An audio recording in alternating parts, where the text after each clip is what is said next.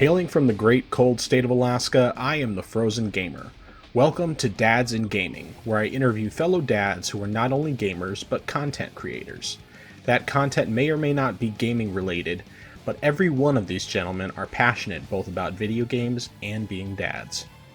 Joining me today for the fourth Dads in Gaming is yet another very special guest.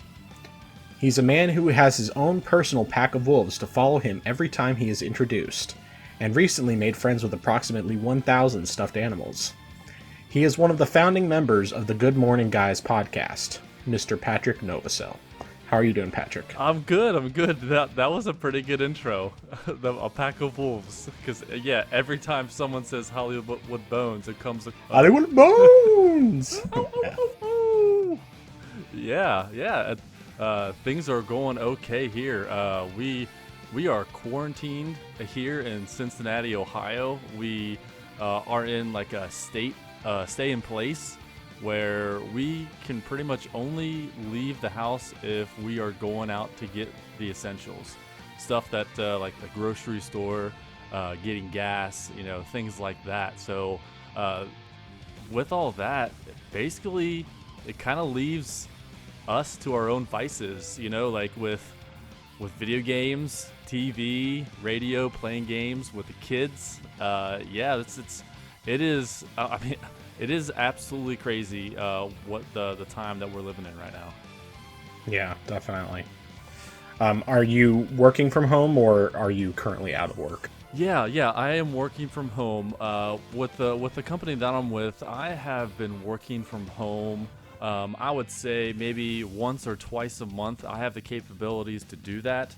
But with all this change, my entire team, entire company is actually working from home. So we've been working from home for the past 2 full weeks. So I was already set up to work from home. So it's not really a change for me. The biggest change for me was working from home every single day and trying to manage my team as effectively as I can with, not being able to see them on a day-to-day basis. Yeah, I can imagine that would be tough to do, but glad that you're at least still able to work. That's a really good thing. Yeah, for sure. Because I know there's a lot of people out there that either have lost their jobs, whether they're seasonal or not, or a lot of these businesses are cutting their half of their business because you can no longer go inside. They're shutting down the restaurants as far as eating in, so they don't need as many employees working. And this is kind of affecting, I would say, the waitresses and the waiters and things like that. That they live on those tips. Yeah, and no kidding. They no longer can do that.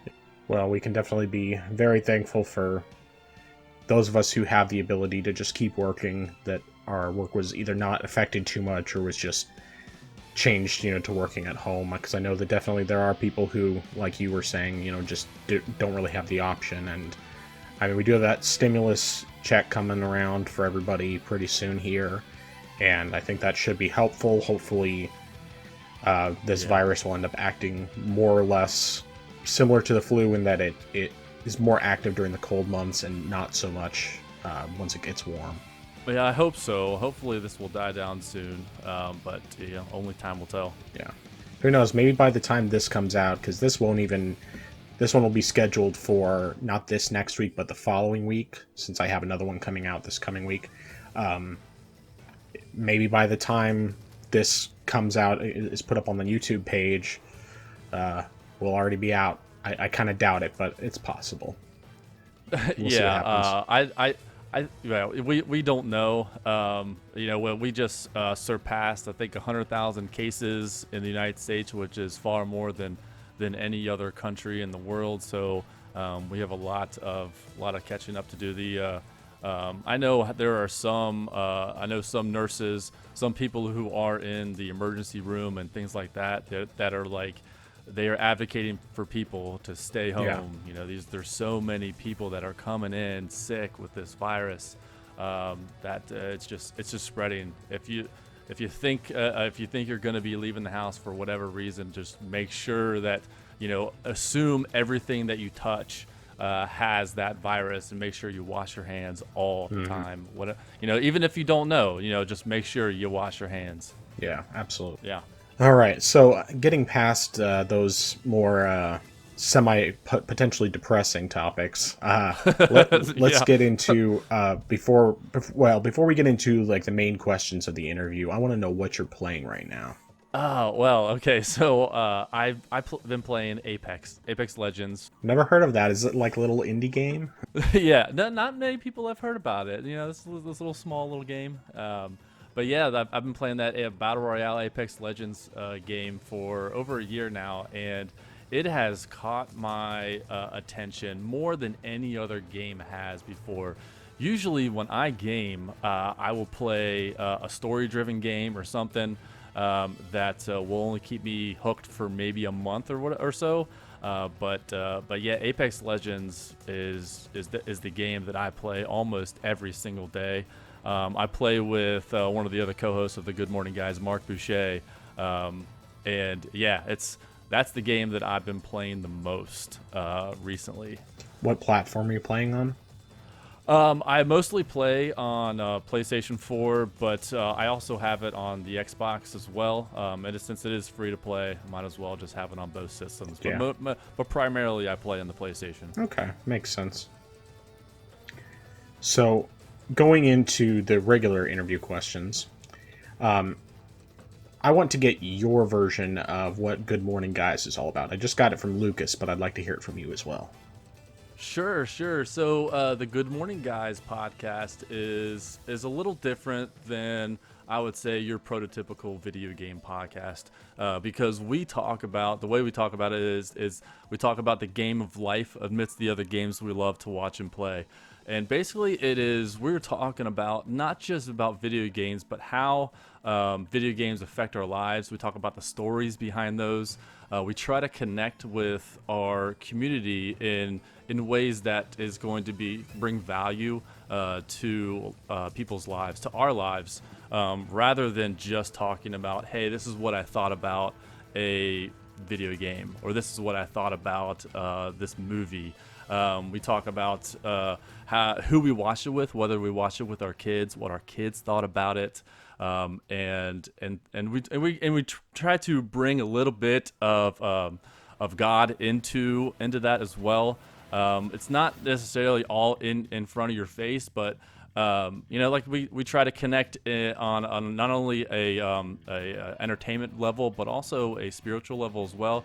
And we close out the podcast every week with may God bless and guide your lives as you live, as you work, and as you game. So it's not just about video games. It's about bringing people together about our daily lives and how it affects each other.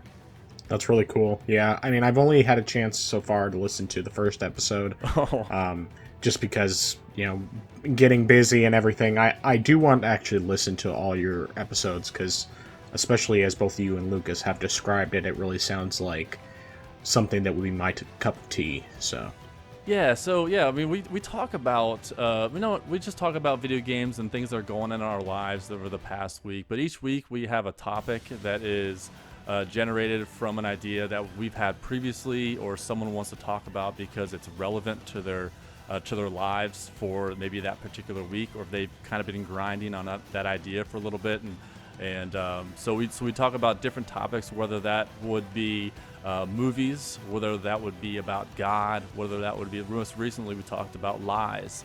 Like when is it okay to lie? When was the last time you lied? How did it make people feel? So we don't not only just get into the the normal entertainment value, but we kind of get into the nitty-gritty as well. Yeah, that definitely is a different way to do things, but I admire that you guys are willing to do that. Yeah. So, from your perspective, what led you all to create this podcast? So it was about, I would say 2 or 3 years ago. One of my coworkers, who's also one of the co-hosts, Ronnie Johantis, I work with him at the company I work with, and we would always go to lunch together, and we would just chat for 45 minutes. And we would think about, like, hey, maybe we should start a podcast, because I think that people might be interested in maybe what we have to say. Maybe they don't. So we were grinding on that for maybe about a year, and Lucas had posted in the Married to the Games Discord at one point saying he wanted to start a podcast, and I knew Lucas was a follower of God, so I was like, okay, maybe I can reach out to him and see if he's really interested in starting a podcast. And he responded like, "Are you serious?" Like, I was kind of joking, but I'm also kind of serious. So we got together and just chatted about what we think the direction of this podcast would be, because we don't want it to be like any other podcast out there. We kind of want to set ourselves apart a little different. And so it was me, Ronnie, and Lucas at the start, and then we were like, we actually need a fourth person, and the other person was also from the Married to the Games podcast, and that was Mark Boucher. And when I reached out to him, he was in right away, because of what we had, kind of the foundation that we had and the idea that we had for the podcast, and how we wanted to connect with others, not just through video games, but also through people's lives. We were all in immediately. We were just thinking about what we wanted to do, and we all got on a call together. For the first time, all four of us were on a call, and we chatted for 45 minutes about absolutely nothing. And immediately we clicked. We talked about, believe it or not, we talked about rice for 20 minutes. Because rice is, it's not an exciting topic in any conversation, but we made it enjoyable to us. For those 20 minutes, we're like, okay, this is gonna work. And from there, we just decided, okay, let's go ahead and maybe test it out for one night. We're like, hey, let's all get together, let's all just record and see how it goes. And that was the first episode of the Good Morning Guys podcast that you had just listened to. Very cool. Yeah. So what would you say has helped you guys to keep going after all this time? Because Lucas was saying you guys were somewhere around 80 episodes or so. Yeah. I think we just did our 80th or 81st episode of the podcast. And what keeps us going, I think it is just connecting with one another. I think it's good because we don't all live close. Because, Ronnie and I live in Cincinnati, Ohio. Mark lives in Virginia, and then Lucas is all the way lives in Brazil, Sao Paulo, Brazil. So we all have. I would say Lucas and I have the most in common because we both have kids, but all of us are married or soon to be married. Ronnie just proposed to his girlfriend, so now they're engaged, which is pretty exciting. But I think it's just the connecting with one another, because not often do we have like a dedicated conversation with friends where sometimes you're just talking about maybe a video game on the couch or over the phone. It only lasts a few minutes. But with this and being connected across the globe and connecting with others across the globe, that's really what keeps us going. Whenever we hear a listener that hails from outside our circle of friends and family, it's really cool when we hear someone from, say, the UK, or if we hear someone from Mexico, or I think most recently we have someone who joined our Discord from South Asia, which is wild, and that's really what keeps us going, is the connectivity between all of us throughout the world. That's really cool. Yeah.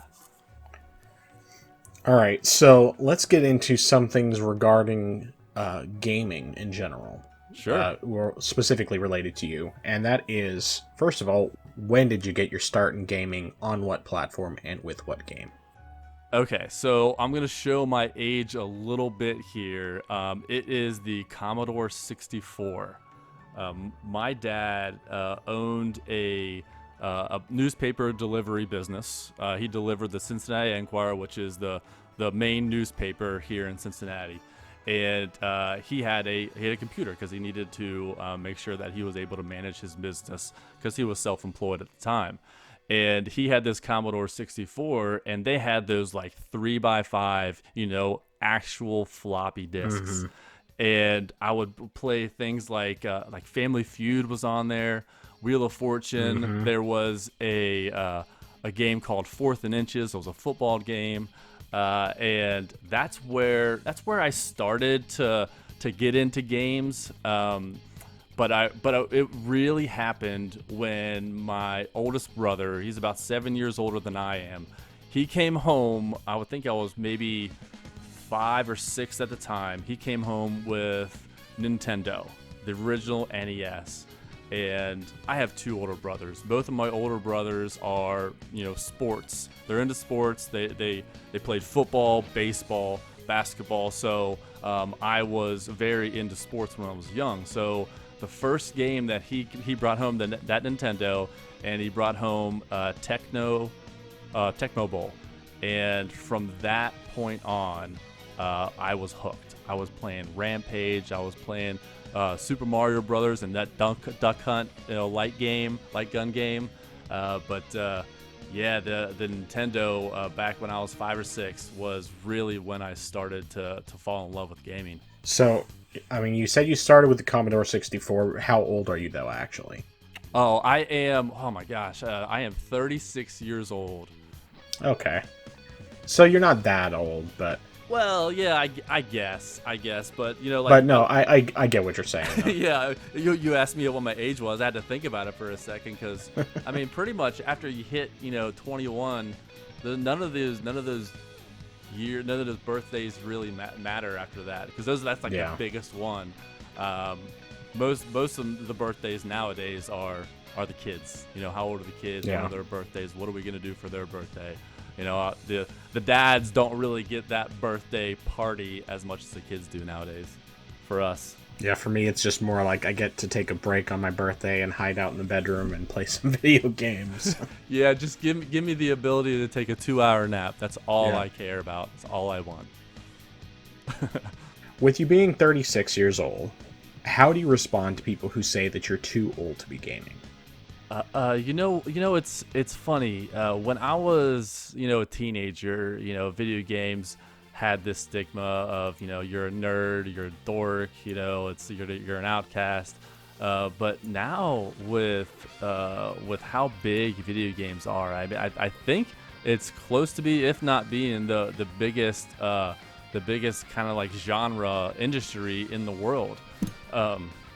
So I would say I usually when someone says that I am ask me about if I'm a gamer, I proudly say that I play PlayStation, I play Xbox because there are a lot of people that are playing video games nowadays, whether that be on console or from your phone. My wife plays a ton of games on her phone. She doesn't necessarily consider herself a gamer, but more and more people are playing video games nowadays. So I proudly say that I'm a gamer. That works for me. Yeah. What would you say are your top 5 games of all time, or even just right now? Oh, top 5 games of all time. We recently did this on one of our recent episodes. I'm trying to remember what I had said because, when you do like a top 5 list, sometimes it changes based on your mood for that day or that week or whatever's new. Because sometimes when you play a game that's either been a remake or something that has continued on to a particular, maybe it's like the sequel or maybe it's a prequel from a previous game. Some of that nostalgia hits in. But I would say so. I am a big Resident Evil fan. The original Resident Evil for PlayStation 1 is by far my favorite game of all time. That's that opening video sequence of those group of guys and that group just going to trying to get to that Spencer mansion and those rabid dogs trying to get them, and they kind of like lead them into the front door of that house. That opening sequence, I've probably played more times than any other opening sequence of any other game. It's that's that like survival horror. I think I might have been 12 or 13 when that came out, and that's kind of like when the zombie genre started, and the survival horror kind of like blew up, and a lot of games tried to emulate that. But yeah, Resident Evil. I played all the Resident Evil games that have come out. I've owned or previously owned all of them, and I can't wait for the new Resident Evil 3 remake, which comes out, I believe, April 3rd, which is coming up soon. Yeah. So I cannot wait for that one. I also have played all the Mortal Kombat games, and Mortal Kombat 2 is another one of those games that's in my top 5. I remember playing that in the arcades with my brother. Back when arcades were like the thing to do, you go to the mall and they got that local arcade, and you get the new arcade machines. And I remember playing with my brother, putting those quarters on the screen, waiting to play next. I think that was. I'm into fighting games. I like the fighting games, but mostly it is Mortal Kombat. Not a very big Street Fighter fan. I get it, but I just like the over the top kind of act with that Mortal Kombat has in their games. What else? Apex Legends is definitely on there. That is definitely on my top 5. Like I said, I've never put so many hours into a single video game before. It's just every single time. It's one of those games where you fall into that one more game trope. Yeah. One more game. Just one more game. Some of them last a couple minutes. Some last 20 minutes. But after you're like, I can't end the night on that one. Let's play one more. Yeah. Or you end up getting a win. You're like, that's good. I feel good. Let's go ahead and play another. Yeah. So that game is definitely in my top 5. There is one game that in my top 5 that I wouldn't say it's on many people's top 5 or anybody's top 5. It's 24 the game for PlayStation 2. I absolutely love. I watched every episode of the 24 TV series. I love that Jack Bauer, and that it's always a constant rush every single episode. And the 24 the game really encapsulates the TV show in almost every way. They have each chapter is like the 1 hour, between 8 a.m. and 9 a.m. On the day of the presidential primary. That's that kind of stuff. They got all the likenesses and everything. It's an actual, I would say, it's a canon game within the series where it takes place between seasons 2 and 3. So they got all the actors, they got all their likenesses, they actually got the writer for it and everything. So it feels like an actual TV show. So I absolutely love that game. It's one of those games where I played over and over again. I don't know what happened to my PS2. I think I might have sold it along the way to get a PS3 at some point. I believe that's might have what happened to it. But over late last year, I went out and bought another PS2 and 24 so I could play it again. Wow. It's like when people talk about system sellers, that is a system seller for me. I bought the PS2 again just to play 24. That, and then I think rounding out my top 5 is Quantum Break for Xbox One.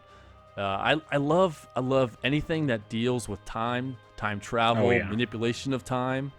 So, and I love when games are story driven. They have that cinematic feel to it, and you're really engrossed in that story. A lot of people are some people don't like cutscenes. They skip past cutscenes. I love cutscenes. I love seeing things played out. And with Quantum Break, there's so many chapters, and between the chapters are an actual 22-minute TV episode, which is mind blowing because it's from what I know, it is the only game that has done that, and to date, where they have a video game and then they actually have episodes to fill in the story. So yeah, that game is I played through that game at least 3 times on each difficulty. I haven't played through on the hardest difficulty because I don't like torturing myself in games unless it's Apex. Apex is a constant torture. But yeah, I think those are my top 5 games of all time. Definitely a unique top 5. I mean, yeah, it is all over the place, isn't it? That's pretty cool, though. I like it. Yeah, nice. Well, what would you say is the most underrated game you've... Oh yeah, definitely. It's got to be 24. That's why it's in my top 5, for sure. I play all types of games. I'm not really like, you have your annual gamers who get the the Maddens and the Call of Duties each year. I like to branch out and play all different types of games. And I think it might have been 2016.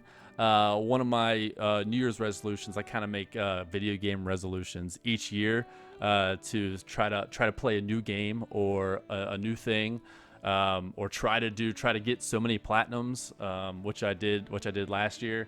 But in 2016 or 2017, I was going to play more indie games. Because I like the Uncharted, The Last of Us, those big budget games that provide a really good story. But because of that, I'm like, I haven't played a lot of indie games. So I played all different types of games, whether that be like a Limbo, or like the games from Play Dead, who developed Limbo, and I think Inside as well. So I played a lot of games there as well. But the most underrated game, man, that's tough. There are so many games out there that I enjoyed and they weren't really well received. I think 24 got like a 6 out of 10 from IGN back when it came out. I believe that's what it was, or something close to that. Yeah. But for me, it's a 10 out of 10 game. So I guess that would be the most underrated for me. Yeah, I mean, that's definitely a very unique choice. So, hey, more power to you. Yeah. Well, what would you say is your favorite game or game series? It is definitely the Resident Evil game series. Yeah. I played the Resident Evil, the OG one for PS1. I played the remake that came out for GameCube. I've played the remastered one that they brought out for the current gen systems. I loved Resident Evil 2. I was so excited that they had remade Resident Evil 2 for the current gen systems, which was, they remade that game from the ground up. And I'm going through that game earlier this year, and I was remembering, like, I can't believe I remember this game. They pulled it off so well. The acting is so much better than the original.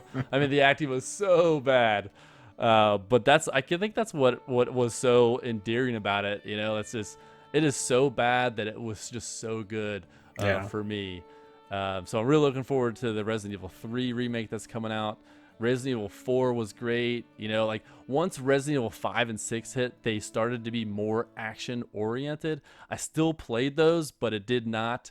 It wasn't the same as like the survival horror that Resident Evil was known for. Yeah. So it's really awesome to see that they have remade Resident Evil 2, and that new Resident Evil 3 is coming out, because it's more survival horror. You only have a certain amount of ammo. You got to conserve it. You got to make a choice. Do I fight this creature or zombie, or do I run past it and go on to the next thing? Yeah. So I'm really looking forward to that. Oh, yeah. One thing that I heard about Resident Evil 3 is, like normally when you enter a safe room, zombies can't come in. It's a safe room for a reason. Yeah.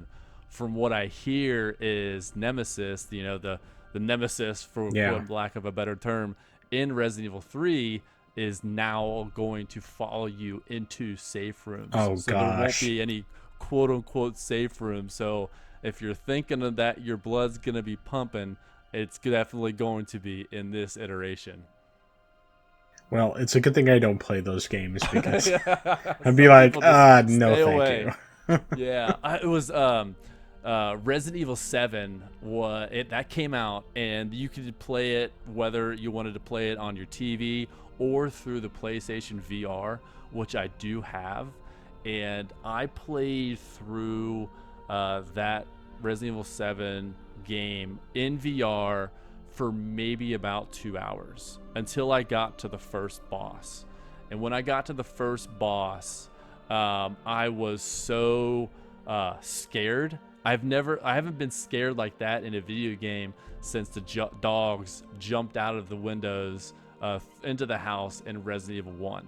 And I was wearing my Fitbit at the time, so I didn't beat the boss. I died at the boss. I took my headset off and I looked down at my Fitbit. My Fitbit says that my heart rate is currently in fat burning mode.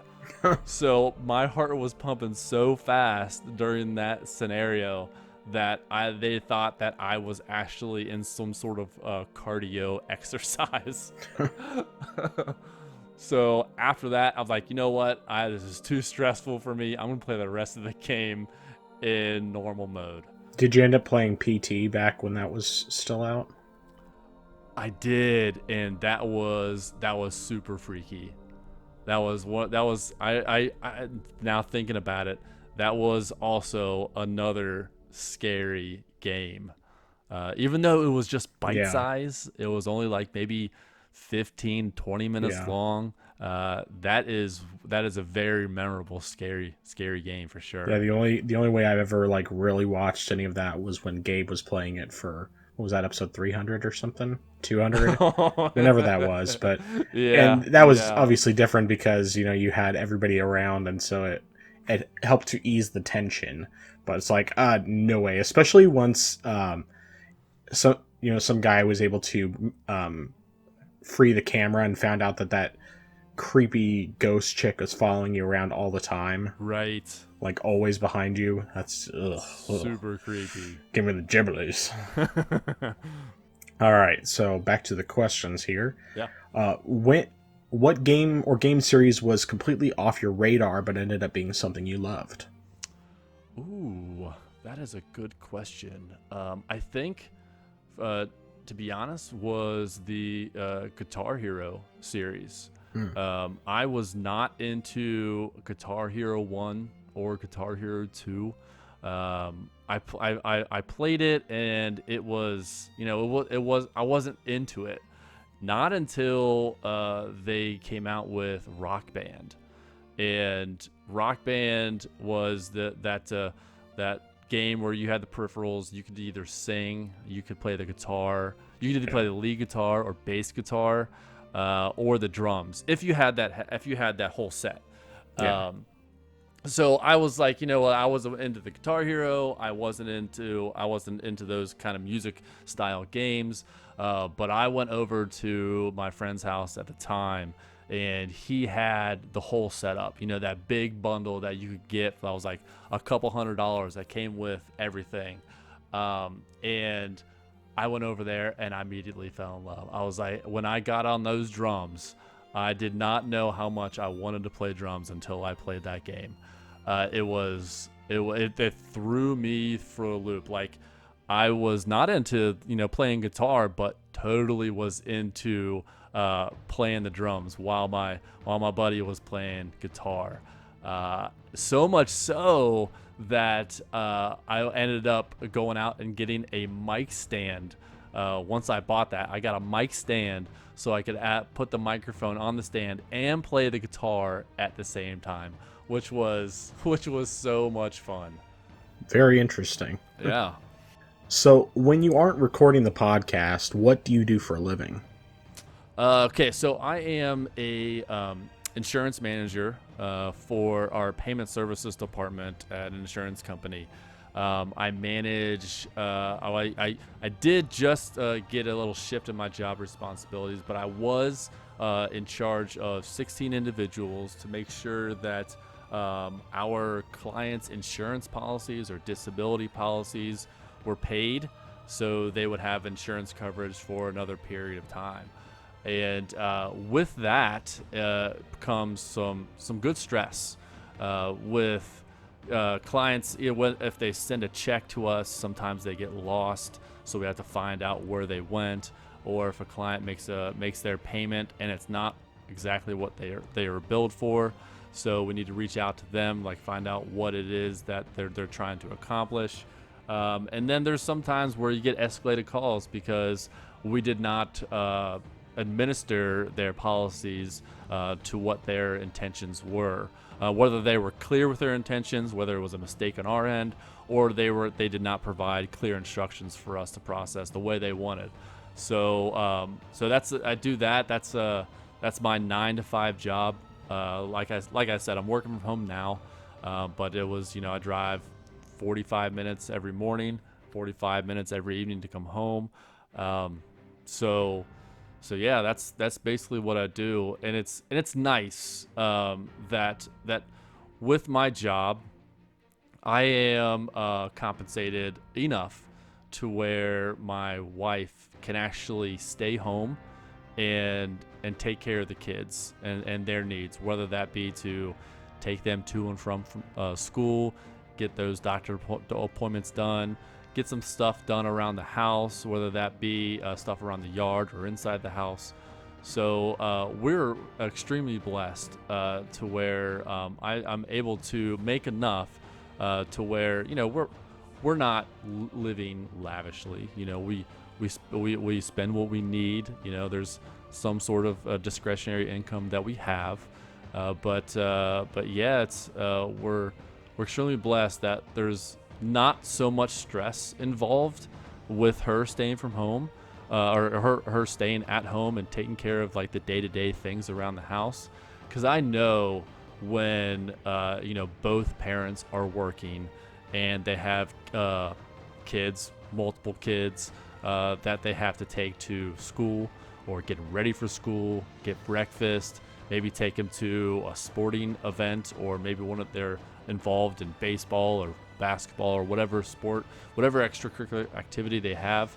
I know it can be tough because we were at that point at some point, but after I think my daughter was 5, at that point I was started to make enough money to where we made the decision that okay, we don't need her to work at all. We'd rather her stay home with the kids, because with us, like money isn't everything. It's nice to have money, but we wanted to be able to give our kids the undivided attention that they deserve, and be there for the kids. My wife wanted to be there for, like them growing up. I wanted to experience everything. We didn't want someone in a daycare or a babysitter to experience firsts, the first crawl, the first step, things like that. My wife wanted to be there, and I'm happy that we were able to do that. Yeah, it's always really nice when you actually have the option to do that. Yeah. Well, speaking of those things, let's kind of gear more into the other side of this series. And first of all, how long have you been married now? I've been married almost 12 years this May, but I have been with my wife since 2001, so almost 19 years. Wow. Yeah, high school sweethearts. Oh, okay. Very Yeah. nice. Very nice. Just out of curiosity, what day in May did you get married? May 24th, 2008. 24th, okay. Yeah. All right. Yeah, we're May 16th, 2009, so. Okay, all right. So, yeah. And then on the other side of that, how long have you been a dad? I've been a dad for a decade. So it is it's March 28th. Yesterday, March 27th, my daughter turned 10 years old. And I cannot believe that I've been a dad for an entire decade. Wow. It's just just yesterday, like when you get those Facebook memories of things you posted from years ago, Mm-hmm. my wife does that too, and we see, our kids from so long ago before they even, took a step, and I can't believe it's been that long. It just feels like time has flown by for sure. Yeah. Well, how has your experience been as a dad? I don't know what the heck I'm doing. I kind of rely on my wife to give me some direction, because she worked in a daycare, multiple daycares for many years, especially through college, and then she was a director at a daycare as well. And then she became a tutor for one of our local elementary schools. So she's been around kids for, a lot of her adult life. So I kind of relied on her. Like I had never changed a diaper in my life prior to becoming a dad. So that was a skill to to get in and of Mm-hmm. itself. But just taking it day by day. It is with the kids growing up, they're able to, they're able to become self-sufficient now. But the biggest thing, as me as a video gamer, my son has finally started to get into video games. Uh, so much so that we got him a Nintendo Switch for Christmas this past year. So which he is absolutely loving. So it's kind of cool to play video games with my son. But as far as my daughter is concerned, I try to be as much in her life as humanly possible. So much Mm-hmm. so that she has been taking dance lessons for the past 7 years. She's been doing it Wow. since she was 3, and every year there is an end of the year recital, and during that recital there is a section within that recital where the dads and the moms can get up there and dance with the kids. And when I say dance, these aren't just like getting up there and doing any freestyle dance. This is you have to attend these family dance classes to where you learn individual dances with the kids. Hmm. So I am up there. I mean, I'm not a professional dancer by any stretch of the imagination, but I'm doing that because it's something that I can do with her. I know she's very into dance. She's very into that kind of arts style. And I want to be there with her. I want to be there to support her, whether I'm up there looking like a fool or not. I don't care. It's just that time that I'm with her. That it's just our thing, which is pretty cool. So you have two kids or more than that? 2 kids. Yeah, I have that 10-year-old daughter Claire, and then I have a 5-year-old son Clark. All right. Very nice. So, what would you say has been the most surprising thing you've learned while being a parent? Oh, that's the discipline. It's always tough being the bad guy, Yeah. telling them that it's time to go to bed Hmm. or you need to eat your vegetables. But the thing is as long as we are consistent, okay, because the kids thrive on consistency. Hmm. If you're doing it day in and day out, then they know that this is going to be expected. This is coming. Yeah. It's whether it's dinner time, whether it's playtime, school time, bedtime. As long as we're consistent with that and consistent with what we try to instill in our kids, if that is disciplining them or providing some consequences for their actions, as long as we're consistent with that, then that has really helped us out a lot. What is something you wish you had realized sooner in parenting? Oh, that's a good question. What's something I realized I wish I knew? Um, I don't know. Like I didn't know how how stressful being a parent was. I know it is like it is a life-altering decision to become a parent. Yeah. And I just, when I married my wife, the next step was we're gonna have some kids. I don't know if I would say I wish I knew, but I know people have said that the parenting is the most difficult job you'll ever have, and also the most rewarding job, but it never really hits you until you experience it. Exactly. And I don't know, like, I guess that's a roundabout way of not answering your question, but yeah, I as much as people say, it is the most rewarding job, it's not until you get in there and you get in the trenches and do it that you never really realize that how much rewarding it is, how much love that you can provide and give out. Because like with me, I've always been, when I was growing up, it was all about me. Like I was a very selfish person, but that really switched when we had Claire. It was all about her. Nothing nothing was about me. It was, what can I do? What can I do for you? How can I raise you the best way that I can? And it's a really big switch. Yeah. Which is a good switch too. Absolutely. How would you compare raising girls to raising a boy?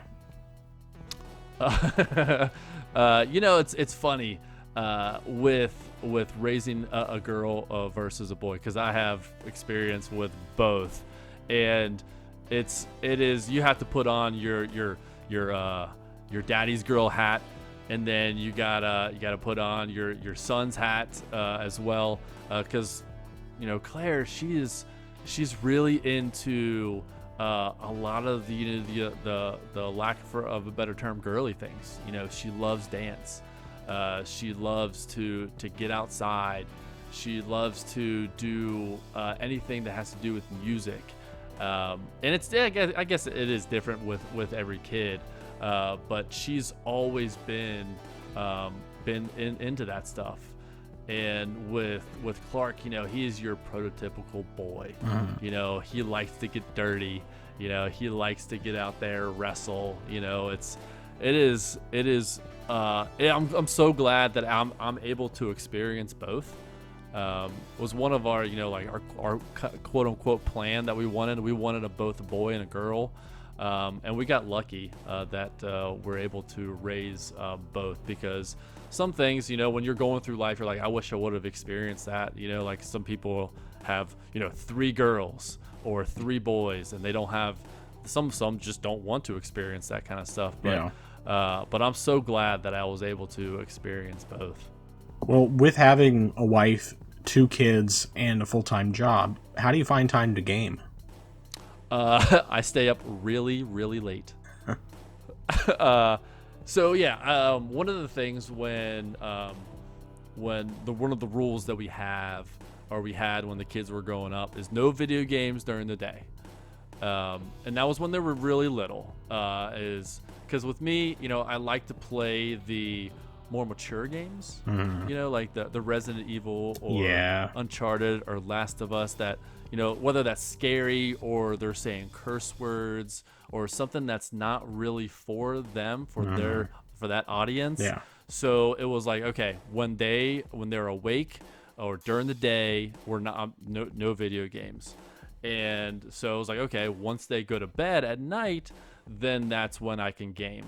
So I would, it is usually around 8:30, 9 o'clock when the kids go to bed. And if the wife and I aren't doing anything, whether we're watching a show or a movie or whatever, or hanging out, that's when my video gaming starts, is in the evening. And I will play, till 1, 2 in the morning, so I can get that gaming in.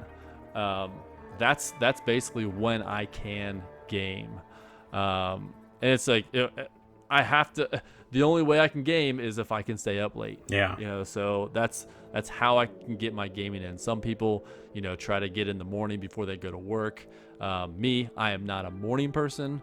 I'm a night owl. Mm-hmm. I'll stay up as much as I can, so I can get my gaming in. Just out of curiosity, how early do you have to get up for work in the morning? Well, recently, since I've been working from home, I get up about 7:30 in the Okay. morning. But if I have to commute, usually it's about 6:30 in the morning. Um, so it gives me enough time to get up, take a shower, get ready. Because the kids, with my wife staying home, she's able to take care of the kids, get them ready for the day. Yeah. So they're out the door and able to get to school. So I really don't have to worry about that in the morning. But usually in the morning, I am one eye open kind of thing until I get out the door. Yeah. And I think that's because I stay up so late. Yeah, It's it my own sounds like fault. it.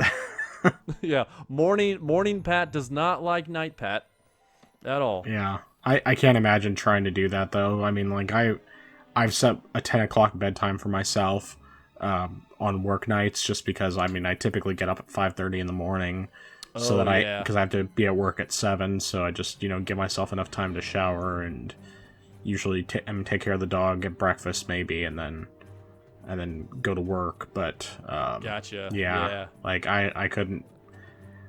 There have been a couple of times that I've stayed up late when I've been working on a quest or something in a game that I just needed to yeah. finish, or like I had a time limit on it, and I almost always end up being extremely tired in the morning. So Yeah, yeah. And that's the thing with video games. Sometimes you're like, okay, just let me finish this chapter, let me finish this whatever, and then you look at the clock and like, oh my gosh, it is 2 in the morning. Whoops, I don't know because when I'm playing games, time flies. yeah, I don't know about you, but it absolutely flies for me, and I lose all track of time. definitely. Yeah, It can be that way. Me, it's more like specifically like if I'm playing Destiny 2. yeah. There are times where there's quests that disappear when the weekly reset comes up. And Uh huh. so if I don't finish it before weekly reset, I miss my chance to finish it. So I stay Yeah, up for sure. I just stay up until I'm done, and I mean, I think the latest I've been up is like probably midnight on those kinds of nights, but Okay. it's still a little rough getting up at 5:30 after staying up till midnight, Sure. so Uh, definitely. And I do that almost every morning. So, what tips would you give to people who are struggling to find the time to game with wife and kids and a job? Yeah, you gotta find time. Whether that's some things what that you do, you just gotta do for the love of the game. Mm, Uh, sometimes what I'll do is just like be a very good husband, be a very good dad. Because as you're doing that, the kids and the wife or your significant other is more willing to give you that time to game. Whether that if you want to game during the evening, but yeah, with some games you just lose yourself in, but some games you just want to get like a half hour in, and you're good for the day. But yeah, it's in so many different situations for people, whether that's gaming with your kids, that's with Clark growing up, and now getting into games, and finding time to game with him has been a really cool thing to do. It's yeah. something that I've always looked forward to, is doing things that I love with my kids who also love the same thing, Hmm. which is really cool. My daughter's not really into games. She'll play, here and there, but it's something that she does because I love it. Yeah. So it's a time that we can spend time together. But yeah, I think it's just if it's a half hour here, a half hour there, if you want to stay up late at one night, but I think it's just try to find time. If you love the game, you're gonna find time. Very good. So, we're going to start closing out here, but I Yeah. have a couple more questions. One Okay. is, since you have both a daughter and a son, what advice would you give to newer parents, especially how to parent girls versus parenting boys? I with both my kids, I wouldn't say I have treated them any differently. Um, I just support them with their likes and their dislikes. You know, with Claire, she's really into like stuffed animals and toys and like girly things, and Barbies, and just as long as if she asked me if I wanted to play Barbies, I'm like, yeah, sure. It's something that you love, you know. Let's it's our one-on-one time. Sure, why not?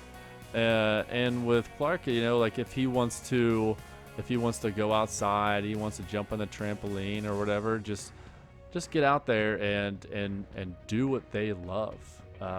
That's the best advice as I could give, because you know, like raising them differently, it's not really what we do. It's just trying to support them and what they love to do. Well, I guess maybe the question wasn't entirely clear, but you pretty much answered what I was looking for. More what I meant is not necessarily like in your base form of parenting. So obviously, you know, you're going to instill the same values and things like that. And for the most part, it's basically going to be the same, just more. I meant like in terms of the simple fact that boys and girls are different, and that there are certain aspects to how you parent them that are not value-based or anything. It's just more like, because they're so different, you kind of have to adapt depending on how they are. But you pretty much, you pretty much answered that. So yeah. So okay, so the last question, and this is the most important question. Okay. Do you tell dad jokes, and what is your best one? Yes. I tell dad jokes pretty regularly, and I don't know about my best dad joke, but one of my Well, you could consider it your worst dad joke. one of my worst. I guess it's however you want to look at it. Exactly. But the one that I really like, that always seems to get a kick out of kids, is why do ducks wear feathers? Or why do ducks have feathers? I don't know. Why do ducks have feathers? So they can hide their butt quack. That's it. It always Oh, gets that's great. kids laughing because it's a butt joke.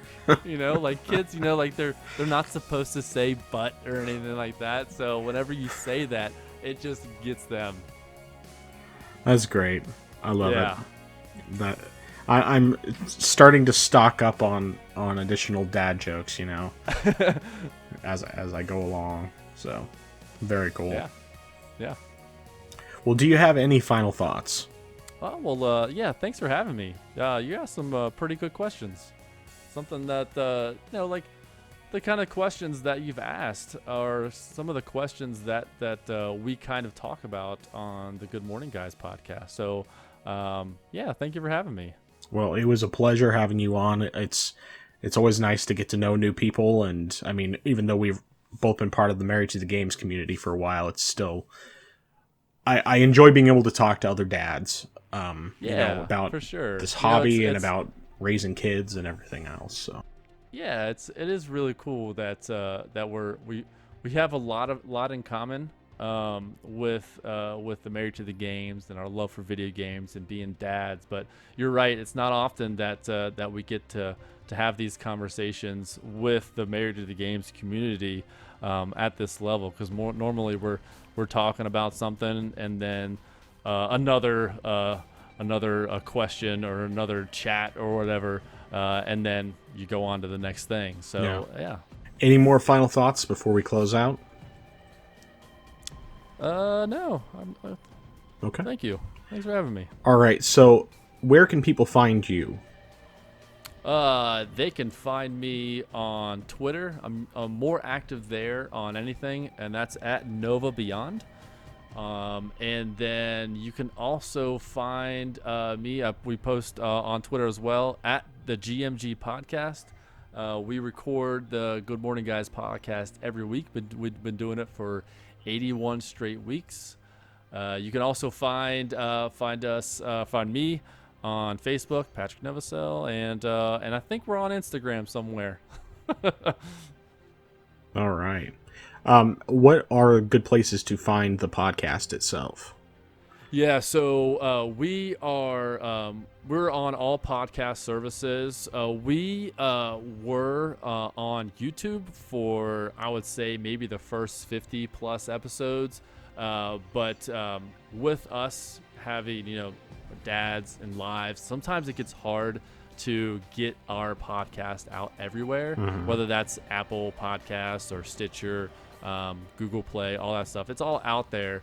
But unfortunately, we're not on YouTube anymore. But yeah, if you search the Good Morning Guys podcast on any the podcast services or apps that you use, you'll find us. Sounds great.